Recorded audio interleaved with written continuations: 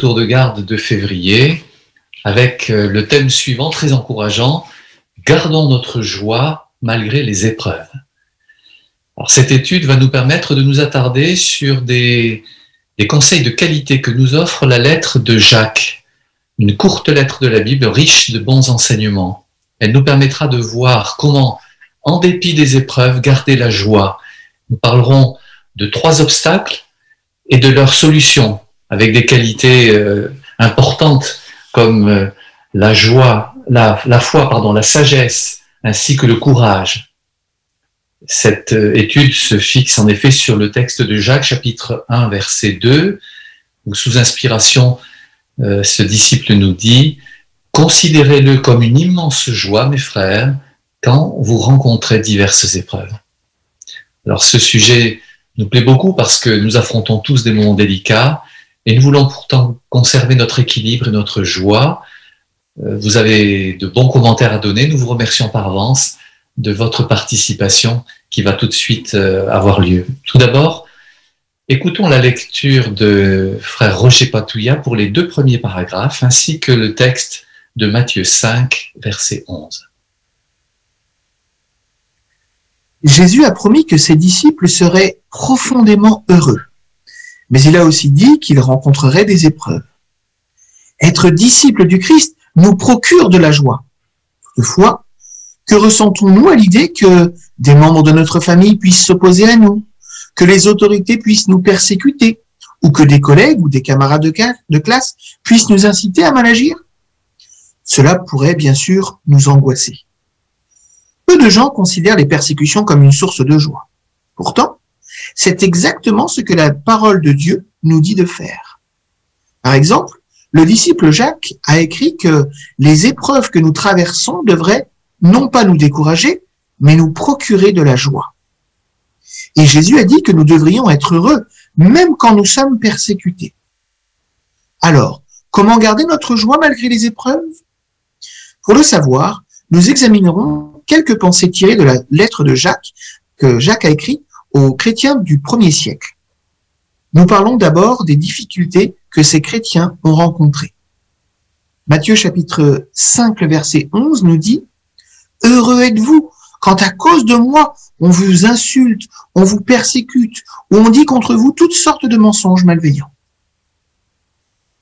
Merci beaucoup. La question de ces paragraphes demande, d'après Matthieu chapitre 5, verset 11, comment devrions-nous considérer les épreuves?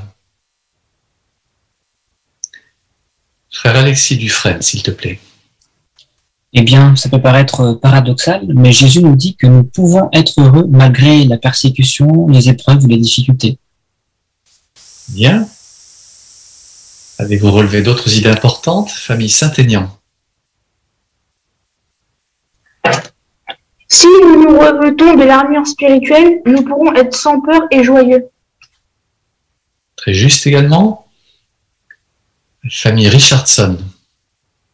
Oui, Jésus précise en Matthieu 5, 11 que si nous rencontrons ces difficultés, la souffrance à cause de lui, pour la seule raison que nous sommes des serviteurs de Dieu et on suit la trace de Jésus, dans ce cas-là, nous sommes heureux dans ce sens que nous faisons ce que Jéhovah nous demande. Tout à fait, la fidélité rend vraiment heureux. C'est bien. Frère Giraud Noël. Oui, pour poursuivre sur la même idée, Jacques dit qu'il sera un homme approuvé, il recevra la couronne de vie. Donc, si nous restons fidèles face aux épreuves, eh bien, Jéhovah voit les efforts que nous faisons, nous avons son approbation, et nous pouvons aussi espérer une récompense de sa part. Très bien. Frère Rodriguez José. C'est un peu la même idée que Noël vient de mettre en évidence. En effet, car nous fixons notre esprit non pas sur l'épreuve, mais sur le résultat qu'elle produit. Sur le fait que ça nous rapproche de Jéhovah et que nous restons attachés à ce juste principe. C'est ça là qui est la joie. La joie se fixe sur cette idée. Exactement. Voilà de bonnes pensées. Merci beaucoup pour vos commentaires. Alors observons certaines des épreuves que nos compagnons du 1er siècle ont vécues Cela nous permettra de tirer des leçons pratiques. Peu après que Jacques, le demi-frère de Jésus, est devenu son disciple, les chrétiens de Jérusalem ont rencontré une vive opposition. Et à la suite du meurtre du disciple Étienne, beaucoup d'entre eux ont fui. Ils ont été dispersés dans les régions de Judée et de Samarie, et se sont même rendus jusqu'à Chypre et à Antioche. Cette situation a dû être très difficile pour eux. Pourtant, ils ont prêché avec zèle partout où ils sont allés, et des assemblées ont été formées dans tout l'Empire romain. Mais bien d'autres difficultés encore les attendaient. Merci. Que s'est-il passé peu après que Jacques est devenu disciple de Jésus? C'est bien, on va voir le contexte de sa lettre ainsi. Que s'est-il passé alors? Et comment les chrétiens ont-ils réagi? Famille Arénias. Eh bien, ils ont rencontré une très vive opposition, en particulier dans le Sanhédrin, il y a beaucoup de jalousie parce que le grand prêtre et ceux qui faisaient partie du membre des Sadducéens surtout, eux ne croyaient pas en la résurrection et les chrétiens prêchaient la résurrection de Jésus. Donc, ils voyaient que beaucoup de gens allaient vers lui. Alors, c'est pourquoi ils s'opposaient donc à ces chrétiens, ils s'opposaient aux chrétiens de Jérusalem. Très bien. Sœur Borde-Cathy. Oui, et d'ailleurs, Étienne, le disciple, a été assassiné puisqu'il a été lapidé, on lui a lancé des pierres. Et à partir de ce moment-là, donc, la persécution s'est accrue. Évidemment, on imagine l'état d'esprit des chrétiens qui ont appris ce meurtre.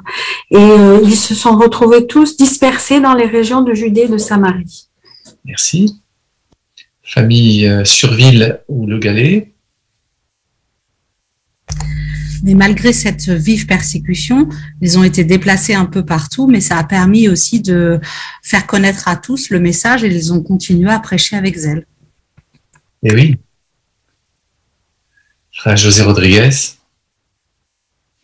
Vous imaginez la situation. Bon, à Bordeaux, ça c'est peut-être moins marquant, mais supposons qu'un de nos frères se fait assassiner sur la place publique parce qu'il est témoin de Jéhovah. Donc nous sommes tous au courant de ce qui se passe. Ben, qu'est-ce qu'on essaie de faire? On essaie de se mettre à l'abri, de se protéger. Mais ça ne va pas nous empêcher, dès que l'occasion se présente, de parler de Jéhovah. C'est ce qu'ont fait nos frères. Surtout qu'ils l'ont fait dans des régions plus éloignées, parce qu'en s'éloignant, mais partout où ils passaient, ils continuaient à transmettre la bonne nouvelle, parce que c'était trop fort pour eux. Ce que Jésus avait réalisé, c'était vraiment une des choses essentielles. Bah, on peut s'imaginer, ça nous arrive, et on peut s'imaginer ce qu'il fallait plus vivre à cette époque-là. Très bien. Donc, vous avez noté le contexte dans lequel Jacques manifeste son attachement pour Jéhovah est compliqué. Les leçons qu'il va tirer dans sa lettre vont vraiment nous aider. Sœur Renaud, une dernière pensée? Ouais, je voulais juste dire que le résultat est qu'ils avaient quand même formé des assemblées dans tout l'Empire romain, donc c'était très positif quand même. C'est cette joie qu'on peut garder. Tout à fait. Tu as raison d'appuyer sur ces aspects très positifs. Voyons d'autres épreuves qu'ils ont connues avec les années durant, paragraphe 4. Les chrétiens du 1er siècle ont subi toutes sortes d'épreuves. Par exemple, vers 50 de notre ère, l'empereur romain Claude a ordonné aux Juifs de quitter Rome. Les chrétiens d'origine juive ont donc dû abandonner leur maison pour s'installer ailleurs. Vers 61 de notre ère, l'apôtre Paul a écrit que beaucoup de disciples avaient été insultés en public et jetés en prison et que leurs biens avaient été pillés.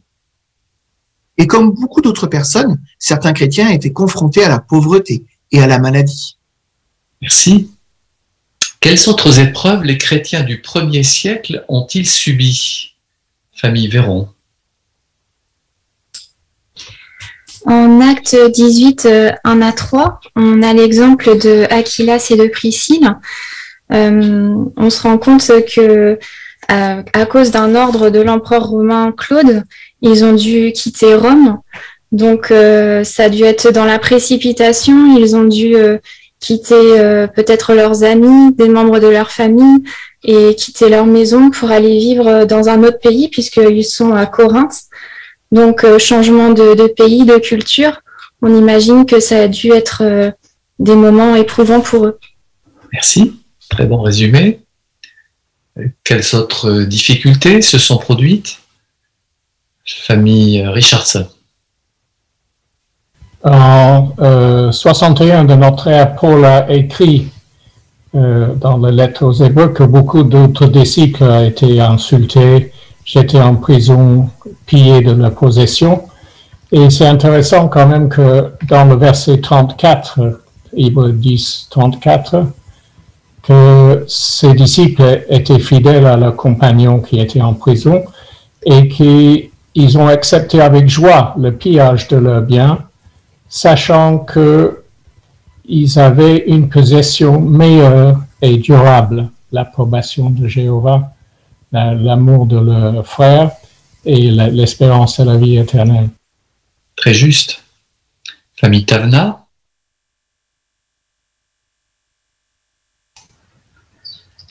Les difficultés des uns, donc des chrétiens de Jérusalem, a permis à d'autres chrétiens d'ailleurs, comme ceux de Macédoine, en Romains chapitre 15, verset 26, de manifester l'hospitalité en donnant des dons. Donc les épreuves des uns ont pu inciter d'autres à faire preuve de qualité chrétienne, telle que la générosité, et ainsi il y a eu une entraide mutuelle commun qui montrait que Jéhovah les soutenait. Très juste. Problème économique donc. Sœur Richardson Nina. Et on a aussi l'exemple d'Épaphrodite en Philippiens 2,25 qui apparemment était allé à Rome pour soutenir Paul qui était en prison. Et alors qu'il était là-bas pour ce travail spécial, il est tombé malade jusqu'à la mort et Paul explique qu'il était très déprimé de cette situation, tous ses plans avaient changé. Donc c'est aussi des difficultés auxquelles ils ont fait face. Voilà. Vous avez montré tout le panel de difficultés, d'obstacles réels qu'ils ont rencontrés. Et cependant, bien, nous allons le voir, c'est de joie qu'on peut parler par rapport à la fidélité de ces chrétiens. Faisons le résumé de notre étude avec le paragraphe 5. Quand Jacques a écrit sa lettre avant 62 de notre ère, il était pleinement conscient des épreuves que ses frères et sœurs traversaient. Jéhovah l'a incité à leur écrire pour leur donner des conseils pratiques qui les aideraient à rester joyeux malgré les épreuves. Intéressons-nous donc à la lettre de Jacques et répondons à ces questions. De quel genre de joie a-t-il parlé? Qu'est-ce qui pourrait priver un chrétien de cette joie? Et comment la sagesse, la foi et le courage peuvent-ils nous aider à garder notre joie, quelles que soient les épreuves que nous subissons? Merci. À quelles questions répondrons-nous? S'il vous plaît, Nicole Vincent.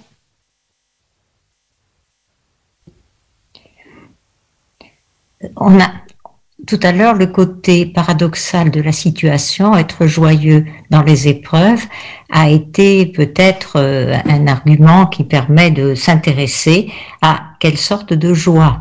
Est-ce que c'est une joie comme celle que l'on peut rencontrer dans n'importe quelle situation? Ensuite, quels seront les obstacles à cette joie? Et les obstacles aussi bien intérieurs qu'extérieurs? Et enfin, quelles sont les qualités, les comportements qui permettront de garder cette joie et de faire face aux épreuves. Très bien. Dernière pensée, Sœur Jouando. Le paragraphe souligne que la lettre de Jacques a été écrite en 62 de notre ère, 8 ans avant la destruction du système juif de l'époque. Donc, ils étaient à la veille d'un événement très crucial qui allait encore mettre certains chrétiens qui étaient au Jérusalem, aux alentours, dans des épreuves difficiles. Donc, les épreuves que les frères devaient endurer, les épreuves, la joie que les frères devaient éprouver en traversant ces épreuves-là, vont les aider à supporter les épreuves à venir. Donc, nous aussi, c'est la même chose. Ces épreuves d'aujourd'hui vont nous aider à supporter les épreuves à venir que nous allons subir bientôt. Merci. Alors, répondons à la première des questions soulevées. Qu'est-ce qui procure de la joie à un chrétien? Et nous lirons avec notre lecteur également le texte de Luc 6, versets 22 et 23. Beaucoup de personnes pensent qu'on ne peut être heureux que si on a une bonne santé, qu'on a beaucoup d'argent et qu'on a de bonnes relations avec les membres de sa famille. Mais la joie dont Jacques a parlé fait partie du fruit de l'esprit et ne dépend pas des circonstances extérieures. Un chrétien ressent une joie profonde quand il sait qu'il plaît à Jéhovah et qu'il suit l'exemple de Jésus. Cette joie est comparable à une flamme protégée par une lanterne. Même s'il pleut ou que le vent souffle, elle continue de brûler. Pareillement, même si nous tombons malades, que nous n'avons pas beaucoup d'argent, ou que nous subissons des moqueries ou de l'opposition de la part des membres de notre famille ou d'autres personnes, nous ne perdons pas notre joie. Et à chaque fois que nos opposants essaient de nous en priver, elle devient encore plus forte. Les épreuves que nous traversons en raison de notre foi prouvent que nous sommes de véritables disciples du Christ. Jacques avait donc de bonnes raisons d'écrire « Considérez-le comme une immense joie, mes frères, quand vous rencontrez diverses épreuves. » Luc chapitre 6, versets 22 et 23 nous dit « Heureux êtes-vous quand les hommes vous haïssent, vous excluent, vous insultent et salissent votre nom à cause du Fils de l'homme. Quand cela arrive, réjouissez-vous et sautez de joie, car votre récompense est grande dans le ciel. En effet, c'est ce que leurs ancêtres faisaient aux prophètes. » Merci bien. Selon Luc 6, versets 22 et 23, pourquoi un chrétien peut-il ressentir de la joie quand il subit des épreuves? Alors, famille Dubois. Ce que Jésus veut nous faire comprendre avec le passage de Luc, hein, c'est qu'être éprouvé pour sa foi et plaire à notre Créateur en suivant son exemple, en prouvant que nous sommes vraiment ses disciples, c'est la meilleure des décisions qui soit de surmonter les épreuves. D'autant que le passage de Matthieu 10, 22, Jésus nous dit aussi que celui qui aura enduré jusqu'à la fin sera sauvé. Nous avons donc des grandes raisons de trouver de la joie dans l'épreuve. Et c'est pour ça vraiment qu'on peut dire que le résultat de la grande tribulation, ce sera vraiment une immense joie. Merci. Sœur Cameron Clavé. Oui, pour continuer un petit peu sur la même idée que Jérémie, le verset 23 de Luc chapitre 6 précise que en endurant l'épreuve, on va recevoir une récompense, une grande récompense même, la vie éternelle, ce qui nous donne beaucoup de joie parce que même si les épreuves qu'on rencontre aujourd'hui nous font souffrir, on voit plus loin et on sait que la joie qu'on ressentira dans l'avenir va dépasser de beaucoup les épreuves d'aujourd'hui. Eh oui, merci bien. Famille Thomas. Et la joie dont parle Jacques n'est pas une joie éphémère, mais la joie véritable, celle qu'on parle dans Galates chapitre 5 et le verset 22, qui fait partie du fruit de l'esprit. Et cette joie-là ne dépend pas des circonstances extérieures comme la maladie, l'argent, les moqueries ou l'opposition. Très bien, bonne précision. Sœur Janvion-Mylène. Cette joie profonde vient de Jéhovah, c'est le résultat de son esprit sur nous. Et en fait, les témoins, ils connaissent beaucoup d'épreuves, mais de tous, Jéhovah les délivre, ils s'appuient sur lui. On fait le constat, malgré des épidémies, les confinements liés à de l'accroissement, beaucoup ont pu commencer des études, ils ont pu reprendre contact avec d'anciennes visites. Et voilà des faits qui sont en effet révélateurs. Famille Meibo. Et parce que la source de cette joie qu'est l'Esprit Saint, qui vient de Jéhovah, parce qu'elle est stable, elle est inépuisable, mais du coup, effectivement, on peut la ressentir en toutes circonstances. Et oui, elle est associée à l'approbation que Jéhovah nous accorde. Hein. C'est bien. Merci pour vos excellents commentaires. On sent que vous avez médité ces pensées importantes. Avec les deux paragraphes qui suivent, je voudrais quand même vous inviter à commenter ce que j'avais oublié de faire, l'illustration, les deux photos. Qu'en pensez-vous? Sœur Sœur Balza-Dominique, pardon. Oui, c'est une belle image.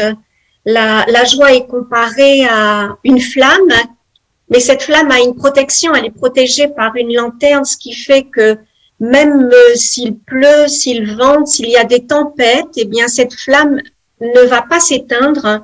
Eh bien, c'est une belle image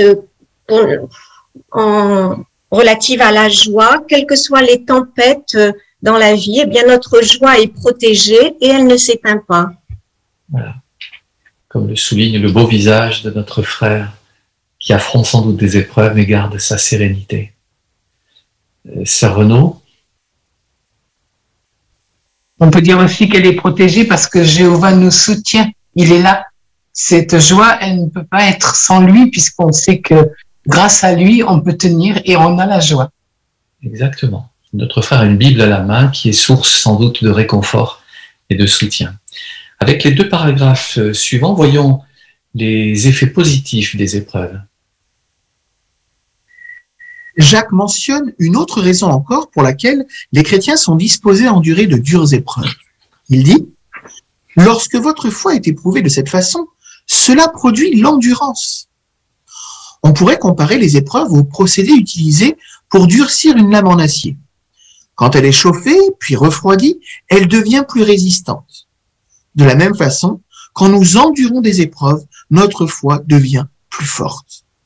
C'est pourquoi Jacques a écrit « Laissez l'endurance accomplir son travail pour que vous soyez complet et sans défaut sous tous les rapports. » Quand nous voyons que les épreuves renforcent notre foi, cela nous aide à les endurer avec joie. Dans sa lettre, Jacques parle également de certains obstacles qui pourraient nous faire perdre notre joie. Quels sont ces obstacles et comment pouvons-nous les surmonter? Merci bien. Quel effet positif les épreuves ont-elles sur notre foi? Famille Ronzeau. Le paragraphe ici évoque un procédé métallurgique qu'on appelle la trempe et qui consiste à chauffer un métal comme l'acier à haute température et puis à le refroidir pour qu'il devienne encore plus dur. La structure du métal va donc se transformer pendant la chauffe et la trempe, elle va figer cette transformation. Alors c'est vrai que les épreuves peuvent paraître effrayantes. Il se pourrait qu'on soit malmené comme ce métal auquel on fait subir un choc thermique, mais quand on lit les actualités sur le site juw.org concernant nos frères et sœurs en Russie, on peut rester joyeux comme eux malgré tout, parce que les épreuves transforment notre personnalité chrétienne en bien, en l'améliorant et en nous rendant plus solides dans la foi. Et oui, on révèle de belles qualités alors. Famille Barbessou. Et pour rebondir sur ce qu'a dit Peitze, on voit qu'en fait, le chauffage vise à atteindre la température d'austénisation de l'acier. Si on n'atteint pas cette température, ça aura aucun changement sur la structure de l'acier. Et donc, ça va très bien avec Jacques, chapitre 1, verset 4, qui dit de laisser l'endurance accomplir son travail ou faire œuvre complète. Il faut qu'on fasse preuve de patience dans les épreuves et d'endurance pour que ça modifie notre personnalité spirituelle. Très bien. Famille Talzac. Merci, oui, vraiment, ce texte m'a fait penser un jour, quand je prêchais avec un frère qui me disait, quand on perd notre joie, c'est difficile de la retrouver. Par contre, notre foi, on ne peut pas la perdre parce qu'elle est toujours alimentée par notre étude individuelle. Ce qui est complet, là, justement, par rapport au texte de Jacques 1,4, c'est qu'on est parfait, notre foi est affinée. Donc, ça revient justement par rapport à l'illustration et le frère qui avait la parole de Dieu dans sa main. Si on continue à entretenir notre foi, notre joie sera toujours présente. Merci. Voulez-vous commenter les autres illustrations qui nous sont proposées? Famille Saint-Aignan.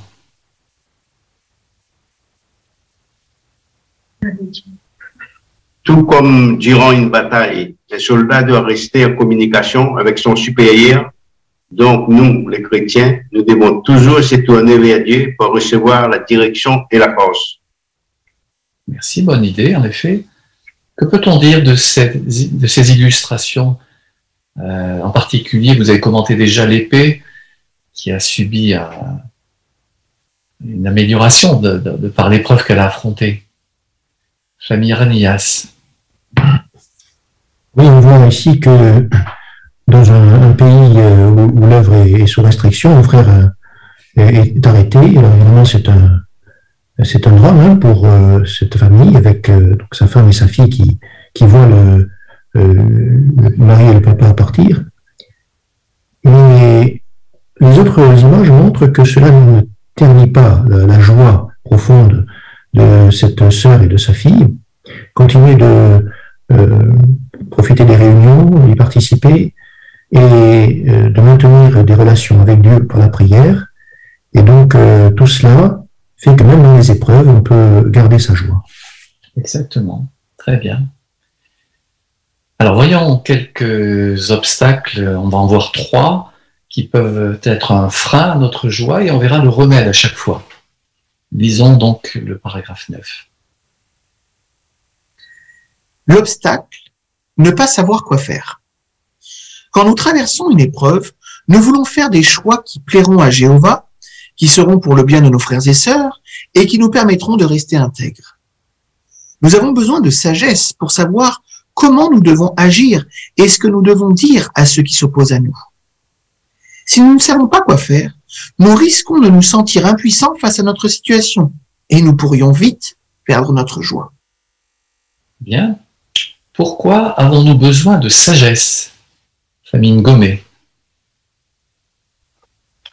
Oui, nous voyons bien le texte de Jérémie 10, 23, qui réapparaît comme Jean-Louis l'a cité dans son discours.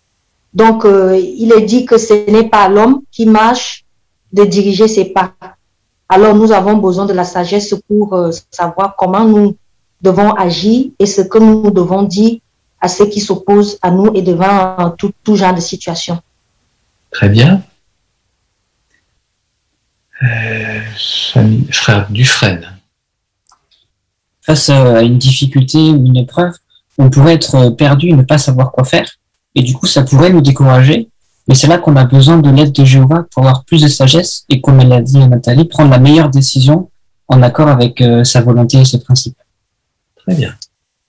Alors voyons la clé à cet obstacle avec le paragraphe 10 et nous lirons aussi le texte de Jacques 1, verset 5, s'il te plaît. La solution? Demandons à Jéhovah de la sagesse. Si nous voulons endurer nos épreuves avec joie, nous devons demander à Jéhovah la sagesse nécessaire pour prendre de bonnes décisions. Mais que faire si nous avons le sentiment qu'il ne répond pas tout de suite à nos prières? Jacques dit que nous devons demander constamment de la sagesse à Dieu. Il ne sera pas agacé par nos demandes répétées, il ne nous fera pas de reproches. Quand nous lui demandons de la sagesse pour endurer nos épreuves, notre Père Céleste nous en donne généreusement. Il voit nos épreuves, il a de la peine pour nous et il a envie de nous aider. Voilà qui nous procure beaucoup de joie. Mais comment nous donne-t-il de la sagesse? Alors Jacques chapitre 1, le verset 5 nous dit « Si donc l'un de vous manque de sagesse, qu'il la demande constamment à Dieu, car il donne à tous généreusement et sans faire de reproche, et elle lui sera donnée. » Très bien. D'après Jacques 1, verset 5, que devons-nous faire pour acquérir de la sagesse? Sœur Pouillet-Michel.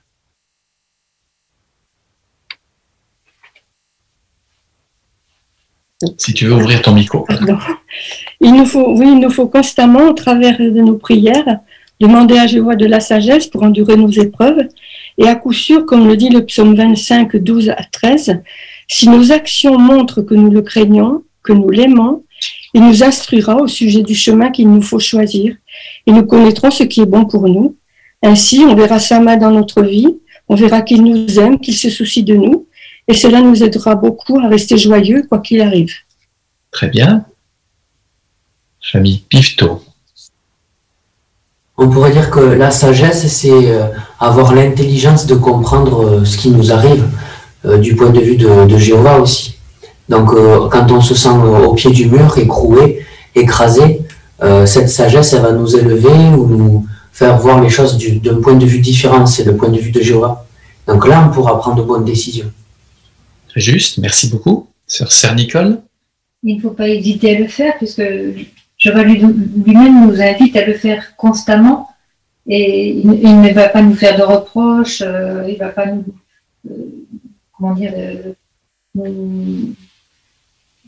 puisqu'il dit qu'il donne généreusement à tous sans faire de reproches. Donc si on ne sait pas quoi faire, si on ne sait pas quoi dire, c'est de faire preuve de sagesse que de se tourner vers Jéhovah. Voilà, à consommer sans modération donc. Famille la sœur Nzali Rebecca.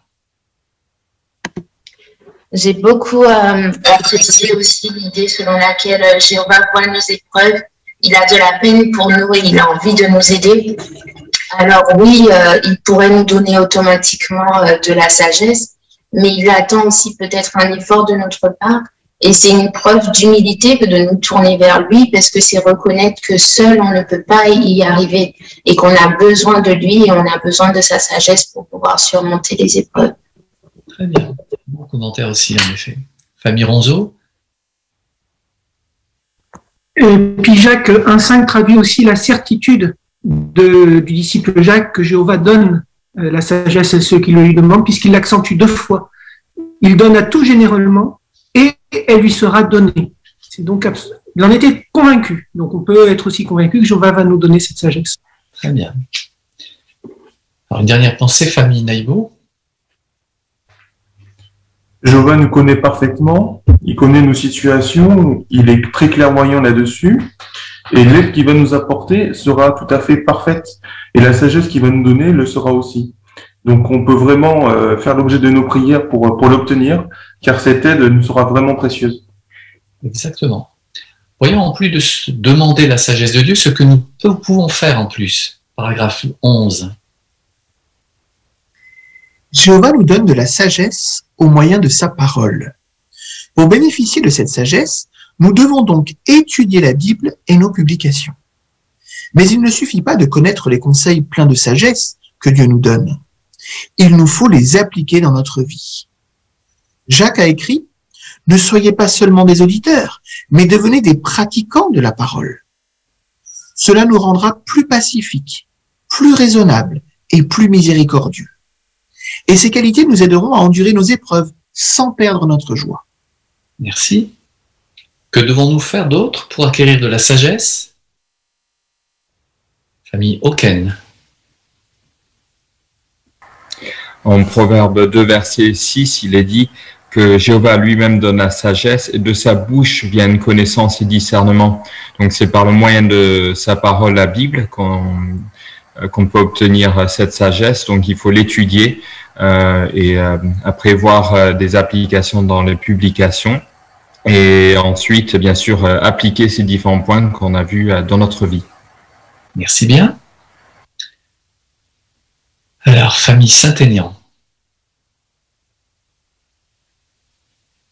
Pour acquérir de la sagesse, nous devons avoir la connaissance exacte de la parole de Dieu, la Bible, et agir en harmonie avec cette connaissance qui nous aide à marcher dans la voie que Jéhovah approuve et qui nous procure de la joie. Très bien. Dernière pensée, famille Richardson. Étant donné que nous étudions la parole de Dieu, nous avons besoin de son Esprit Saint pour comprendre ce que nous lisons et comment l'appliquer d'ailleurs. Donc, c'est bien de prier pour son Esprit avant d'étudier la Bible et après. Voilà, les 2 actions, en effet, se conjuguent très bien. Merci beaucoup pour vos excellents commentaires à tous et persévérez dans votre patience pour pouvoir être interrogés. Examinons le paragraphe 12 maintenant. La parole de Dieu agit comme un miroir. Elle nous aide à repérer nos points faibles et à les corriger. Par exemple, grâce à notre étude de la Bible, nous nous rendrons peut-être compte que nous avons besoin de davantage de maîtrise de soi. Avec le soutien de Jéhovah, nous pouvons alors apprendre à faire preuve de douceur face à des personnes ou à des situations qui nous irritent. Cette qualité nous aidera à mieux supporter les pressions. Elle nous permettra d'avoir les idées plus claires et de prendre de meilleures décisions. Il est donc très important de bien connaître la Bible. Merci bien. Pourquoi est-il important de bien connaître la Bible? Famille Tavna. La Bible nous aide à nous voir tels que nous sommes vraiment, avec nos points forts, mais également nos points faibles. Et comme le dit le disciple Jacques, bien c'est comme un miroir qui nous permet d'agir au bon endroit et de travailler ainsi certaines qualités qui nous manquent, et atténuer nos défauts. Et comme le dit le verset 25, nous y arriverons et nous connaîtrons la joie si nous venons à pratiquer ce que la Bible nous dit. Voilà, ce qui suppose un examen minutieux de notre part, c'est bien. Et vous relevez d'autres idées intéressantes sur Cathy Borne. Oui, c'est ça, la Bible, c'est toute une éducation. Étudier la Bible nous éduque, en fait, chaque jour, on peut voilà, être occupé par des milliers de pensées, des milliers de choses. Et puis, en temps d'épreuve, on a vraiment besoin d'avoir les idées claires. Par exemple, on a vu tout à l'heure la persécution et toutes ces différentes étapes qu'on a vues jusqu'à présent, et donc notamment de demander la sagesse à Jéhovah et d'étudier la Bible, de l'appliquer et également de faire de la Bible comme un miroir. Ça va faire la différence avec peut-être la façon dont on aurait affronté une épreuve avant de connaître Jéhovah ou parfois quand on néglige de lui demander son aide. Donc, ça nous permet vraiment de prendre de bonnes décisions parce que si un jour on est persécuté gravement, comme par exemple là nos frères ailleurs ou comme les premiers chrétiens, eh bien, c'est vrai qu'il va falloir garder la maîtrise, c'est pas évident, et puis prendre les bonnes décisions le plus avec le sang-froid le plus possible, grâce à l'Esprit de Jéhovah et grâce aussi aux analyses qu'on aura faites. Après avoir lu la Bible comme un miroir. Merci. Famille Richardson, dernière pensée. Oui, je trouvais intéressant en Jacques 3,13, il est question d'une douceur qui découle de la sagesse. Et c'est vrai que quand on est sous pression, quand on est attaqué, soit on peut peut-être devenir très déprimé, on perd confiance ou on devient agressif. Et là, on a vraiment besoin de cette qualité et qui est de la douceur. Et quand on lit les récits de la Russie, par exemple, on voit que nos frères et sœurs ont pu, grâce à cette qualité, parfois même toucher le cœur d'autres prisonniers ou même des personnes, des gardiens de prison, par exemple. Très juste. Voyons autre chose que l'on découvre également dans le récit biblique, paragraphe 13. Parfois, ce sont les erreurs que nous commettons qui nous enseignent ce qu'il ne faut pas faire. Mais cette façon d'acquérir de la sagesse est douloureuse. Il vaut bien mieux tirer leçon du bon ou du mauvais exemple que les autres nous laissent. C'est pourquoi Jacques nous encourage à nous intéresser à des personnages bibliques comme Abraham, Rahab, Job et Élie. Ces serviteurs de Jéhovah ont enduré des épreuves qui auraient pu les priver de leur joie. Leur exemple montre qu'avec l'aide de Jéhovah, nous pouvons nous aussi faire preuve d'endurance. Merci. Pourquoi nous intéresser à l'exemple de personnages bibliques? Famille Rocheteau. C'est vrai qu'on sait tous que par l'expérience, on acquiert de la sagesse. Donc parfois, c'est par notre propre expérience. Alors quand ça se passe bien, c'est tant mieux, on a gagné du temps. Sauf que quand ça se passe mal, c'est douloureux. En profitant de la sagesse des autres, eh bien ça nous permettra d'éviter les erreurs et de gagner du temps et surtout de pas souffrir. Très bien. Patouilla. Et quand on observe les personnages bibliques, on voit qu'ils ont eu des épreuves très douloureuses, mais qu'avec l'aide de Jéhovah, ils ont pu passer ces épreuves, endurer ces épreuves, et ils ont fait preuve d'une belle endurance qui nous prouve que nous aussi, nous pouvons y arriver aujourd'hui. Tout à fait. Voyons à présent un deuxième obstacle important avec le paragraphe 14 et 15.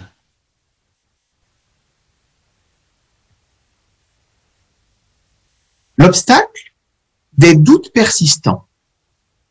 Il peut arriver que nous ne comprenions pas certaines choses dans la Bible ou que Jéhovah ne réponde pas à nos prières comme nous l'espérions. Cela pourrait faire naître en nous des doutes. Si nous ne faisons rien pour les surmonter, il risquerait de fragiliser notre foi et notre relation avec Jéhovah. Et il pourrait même nous faire perdre notre espérance. Paul a comparé notre espérance à une ancre.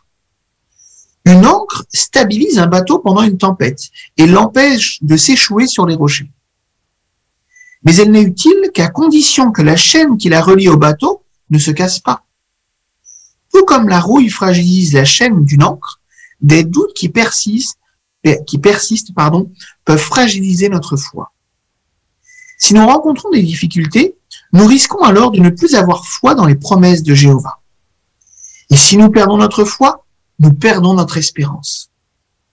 Comme Jacques l'a écrit, celui qui doute est comme une vague de la mer que le vent soulève et pousse dans un sens ou un autre. Une telle personne aura bien du mal à ressentir la moindre joie. Merci. Ces deux paragraphes demandent, 14 et 15, pourquoi est-il important que nous surmontions nos doutes? Frère Dufresne. Bien, les doutes qui peuvent miner notre foi s'ils ne sont pas surmontés, ils pourraient en venir à remettre en cause notre espérance ou la capacité de Jéhovah à résoudre les problèmes ou à nous aider. Et alors, on n'aurait plus la force de tenir bon, ni de demander à Jéhovah son aide. Eh oui. Sœur Nzali. Si on compare les doutes aux brins qui forment les nids, on pourrait se dire que chaque doute sera un brin qui viendrait se poser sur notre cœur. Et si on les laisse, petit à petit, ils vont s'y nicher. Alors que si on rejette le premier brin ou le deuxième, le doute va s'envoler et il n'aura pas le temps de se nicher dans notre cœur et nous fragiliser. Merci. Vous avez vu, une illustration est utilisée par Paul en Hébreux 6, verset 19 pour notre espérance. Quelle leçon en tirer? Frère Giraud Noël. Oui, des questions de l'espérance qui nous compare à une ancre. Effectivement, on connaît la fonction d'une ancre, elle doit stabiliser un bateau pour éviter qu'il s'échoue, mais l'ancre remplira sa fonction que si la chaîne qui la relie au bateau est solide, et la rouille peut attaquer cette solidité. La rouille ici, ce sont les doutes. Donc si nous ne faisons pas attention aux doutes que nous pouvons développer à cause des épreuves que nous avons, eh bien, c'est notre relation avec Jéhovah qui est atteinte, et donc notre foi aussi. Et on comprend ici l'avertissement qui nous est donné de rejeter par tous les moyens les doutes, parce que c'est un réel danger pour nous. Merci bien. Famille Oken. Oui, Jacques chapitre 1 verset 6 nous dit que ces doutes pourraient nous rendre semblables aux vagues de la mer, on serait comme poussés par le vent, et c'est vrai, ça pourrait nous désorienter, on serait instable, et c'est alors qu'on pourrait devenir vulnérable malheureusement à toutes sortes d'enseignements ou de philosophies du monde. Très bien, toutes ces images se conjuguent bien, vous voyez. Ils nous font réfléchir sur le danger des doutes persistants. Alors voyons la solution à instaurer alors. Bon remède, paragraphe 16. La solution, surmontons nos doutes et renforçons notre foi. À l'époque du prophète Élie, les Israélites étaient indécis. Élie leur a dit, « Jusqu'à quand hésiterez-vous? Si Jéhovah est le vrai Dieu, servez-le. Mais si c'est Baal, servez-le. » Nous aussi, nous devons agir sans tarder. Nous devons faire des recherches pour nous prouver à nous-mêmes que Jéhovah est le vrai Dieu, que la Bible est sa parole et que les témoins de Jéhovah pratiquent la vraie religion. Nous pourrons ainsi chasser nos doutes et renforcer notre foi. Si nous avons besoin d'aide, nous pouvons également nous adresser aux anciens. Agissons donc avec détermination pour garder notre joie au service de Jéhovah. Merci. La question 16 demande, que devons-nous faire si nous avons des doutes? Famille Giuliano. J'ai trouvé intéressante cette suggestion parce que les doutes peuvent faire peur, nous terrifier, nous déstabiliser, ou on peut penser qu'ils sont négatifs, dans le sens où on ne doit pas se permettre d'avoir de doutes. Donc on pourrait juste les chasser comme ça. Mais là, la tour de garde nous rassure, l'organisation nous rassure en disant c'est possible que les serviteurs de Dieu aient des doutes. Mais ce qu'il faut faire, c'est pas juste les chasser, c'est prendre le problème à bras le corps et voir pourquoi on a ces doutes et trouver des solutions. Donc là, il est proposé plusieurs solutions pour essayer de se convaincre à nouveau. Très bien, très bonne remarque. Famille Thomas. Oui, c'est important de ne pas croire tout ce qu'on nous dit sans vérifier les choses. Il y a le texte d'Un Thessaloniciens, chapitre 5, verset 21, qui dit « Vérifier toutes choses ». Donc c'est important de faire des recherches, d'éprouver les choses qu'on nous dit. Et ainsi, la foi sera, comme le dit Hébreux 11.1, la foi est la certitude absolue de ce qu'on espère, la preuve évidente des réalités invisibles. Et ça ne pourrait être fait que si on prouve avec des recherches. Voilà, la valeur de recherche attentive. Famille Van der Bor. Oui, pour continuer sur l'enseignement Tristan, on a la suite dans Thessaloniciens 5, 21 qui dit « Restez attachés à ce qui est excellent ». J'imagine ça, d'avoir des liens, mais ces liens, ils peuvent peut-être parfois se fragiliser à cause des circonstances extérieures. Donc, de temps en temps, voilà, il faut resserrer ces liens, les refaire par peut-être des recherches qui vont être profondes et cela va renforcer notre foi. Merci. Quel est l'intérêt de l'épisode de la nation d'Israël au temps d'Élie à ce propos?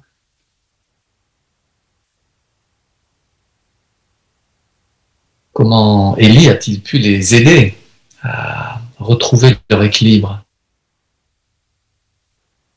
Frère Rodriguez. C'était une époque où le faux culte de Baal sévissait. Donc, beaucoup d'Israélites étaient perturbés parce qu'ils se demandaient est-ce que Baal ne pourrait pas leur apporter une aide? C'est pas de ce côté-là qu'il faudrait chercher.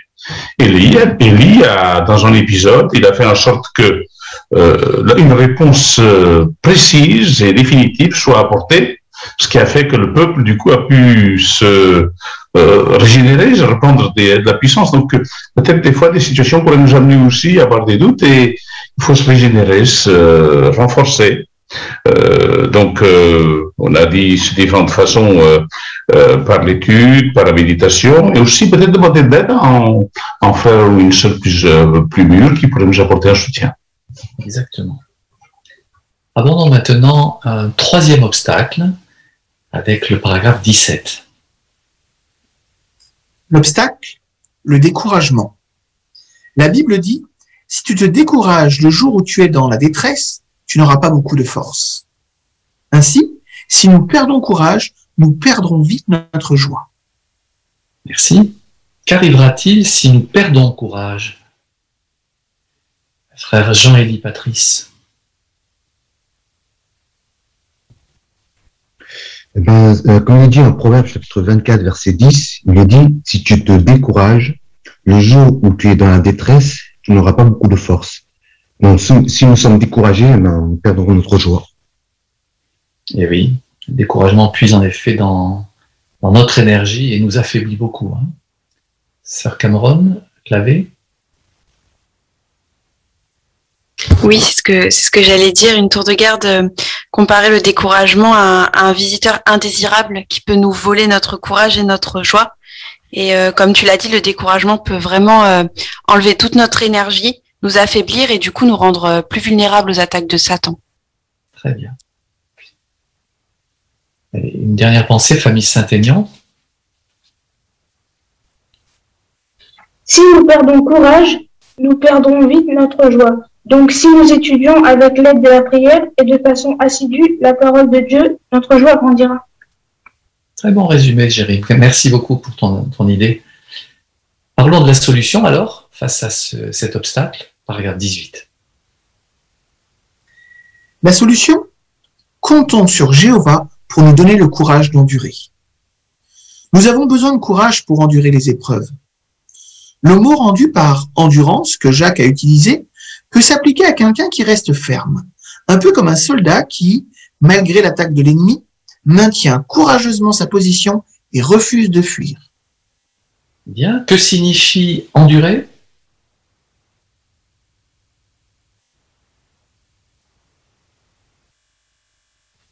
Famille Saint-Aignan. Endurer signifie demeurer au lieu de fuir. C'est donc ne pas céder ni perdre espoir face aux obstacles et aux difficultés. Très bonne définition, en effet. Sœur Balza Dominique. Oui, et une tour de garde aussi expliquait que c'est pas supporter la situation avec résignation, mais c'est vraiment attendre de pied ferme, le visage au vent, en comptant sur Jéhovah qui nous donnera du courage justement pour ne pas fuir ces situations éprouvantes. Très bien. Ça nous rappelle une belle assemblée régionale appropriée sur ce thème. Frère Giraud Noël. Oui, le verbe qu'utilise ou l'expression qu'utilise Jacques Endurance est utilisé aussi pour un soldat qui, malgré l'attaque d'un ennemi, maintient courageusement sa position et refuse de fuir. Donc c'est très intéressant parce qu'on comprend vraiment là ce que cela signifie, endurer. Et pour continuer sur l'idée de tout à l'heure, la tour de garde que nous avons citée, nous rappeler que nous devons considérer le découragement vraiment comme un ennemi, pas seulement comme la conséquence de nos épreuves. Nous sommes découragés parce que nous avons des soucis, nous avons des épreuves. Mais cette tour de garde dont nous parlions tout à l'heure présentait le découragement vraiment comme un ennemi dont il faut s'attaquer, à qui il faut s'attaquer et donc supporter et supplanter cet ennemi. Très bien.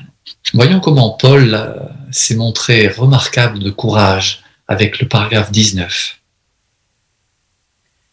Paul nous a laissé un très bel exemple de courage et d'endurance. Il s'est parfois senti faible, mais comme il comptait sur Jéhovah pour lui donner de la force, il a pu endurer ses épreuves. Nous pouvons nous aussi avoir cette force et ce courage si nous reconnaissons humblement que nous avons besoin de l'aide de Jéhovah. Merci. Question 19. Que pouvons-nous apprendre de l'exemple de Paul? Famille Passy. Nous voyons, Paul nous a laissé un très bel exemple de courage. Il a enduré malgré les difficultés qu'il a rencontrées, mais il ne s'est pas laissé compter sur lui-même. Mais comme le dit Philippiens 4, verset 13, pour toute chose, j'ai de la force grâce à celui qui me donne de la puissance. Donc, il comptait sur Jéhovah.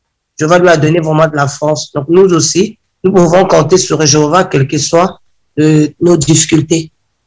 Merci beaucoup, Cardo, pour ce bon commentaire. Sœur Rodriguez-Lisa. Ce qui veut dire que ce qui nous aide à avancer, c'est pas s'appuyer sur nos propres forces, mais c'est au contraire, comme dit Jacques 4.10, s'humilier, reconnaître nos limites et compter sur Jéhovah, car c'est lui qui peut nous donner la force, et c'est en ça qu'on peut être joyeux d'y arriver malgré qu'on n'ait aucune force. Eh oui. Que peut-on dire du combat de Paul, sœur Nicole? Face à une épreuve qu'il subissait, il dit même qu'il a supplié par 3 fois Jéhovah de lui enlever cette épreuve. Donc il n'a pas baissé les bras puisqu'il a supplié plusieurs fois. Et quand Jéhovah va lui répondre, ma faveur imméritée te suffit, et le constat qu'il fait tout de suite, c'est qu'il devient plus fort puisqu'il est content d'avoir des faiblesses puisqu'il se rend compte que dans ces moments-là, il aura la puissance que Jéhovah va lui accorder. Donc il dit, quand je suis faible, c'est alors que je suis puissant. Et on fait parfois aussi ce même constat quand nous subissons des épreuves et qu'on ne baisse pas les bras, mais qu'on s'en remet à Jéhovah, on sent la puissance que Jéhovah nous accorde. Très bien. Merci beaucoup. Une dernière pensée sur Renaud.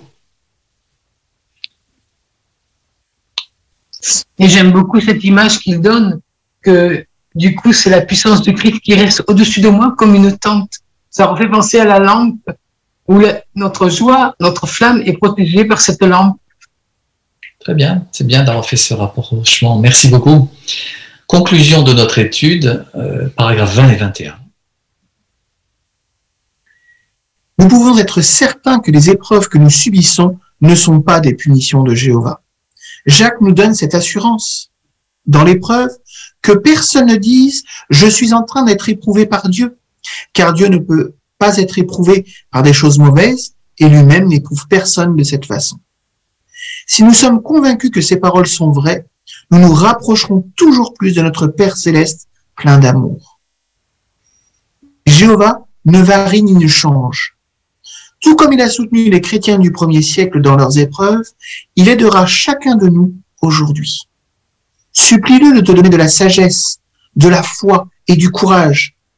Il répondra à tes prières. Et sois certain qu'il t'aidera à garder ta joie malgré les épreuves. Merci beaucoup Roger pour ta bonne lecture et ta préparation. La question demande « De quoi pouvons-nous être certains ?» Famille Passy.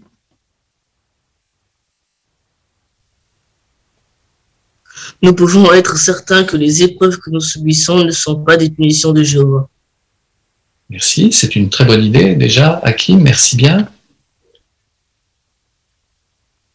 Famille Vanderbord. Oui, il ne faut pas se dire aussi que si on a des épreuves, c'est qu'on n'a pas l'approbation de Jéhovah. Hein. Jean 13 nous dit voilà, que c'est pas de cette manière-là que Jéhovah fait les choses. Au contraire, on doit être convaincu que Jéhovah est proche de nous, qu'il voit notre situation et qu'il est prêt à chaque instant à nous aider. Merci. Très bien. Sœur Talzac.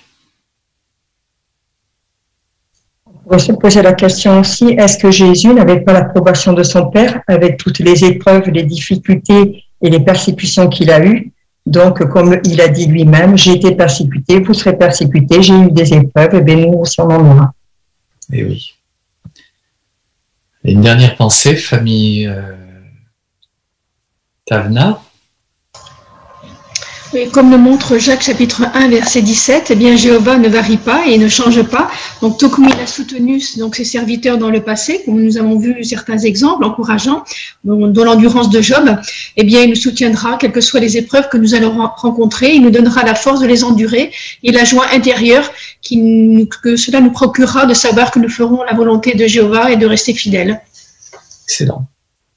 Alors j'ai quelques questions à vous soumettre qui vont résumer les points clés de notre étude.